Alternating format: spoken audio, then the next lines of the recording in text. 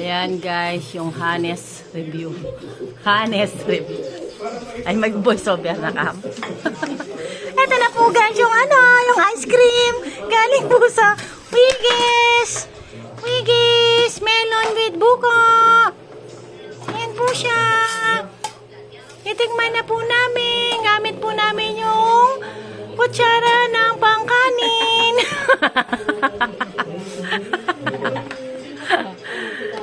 Try na po namin. Ayan po yung flavor niya. Melon, buko keso. Ewan po namin kung masarap. Yan po. Yan po yung tita ko. 69 na po siya, pero mukha po siyang 30.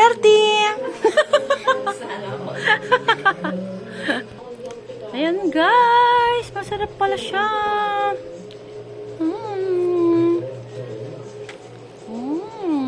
Ayan po, titikman na po namin. Titikman na po ni Boy Liam kung masarap po ang ice cream na melon. Sabihin po niya kung masarap po rin hindi. Wiggies, beke naman. Masarap! Masarap po! Okay po, bye-bye po. Masarap po pala. What? 10 over 10? Melon buko? 11?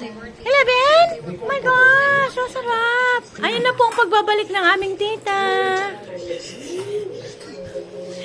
Nagsandok na po siya sa panandok ng kanin.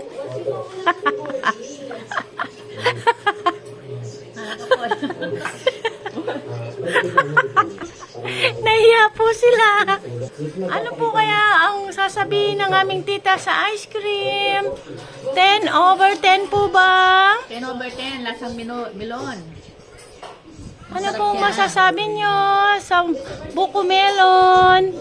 650 pesos ang mahal. Wiggies, walang discount.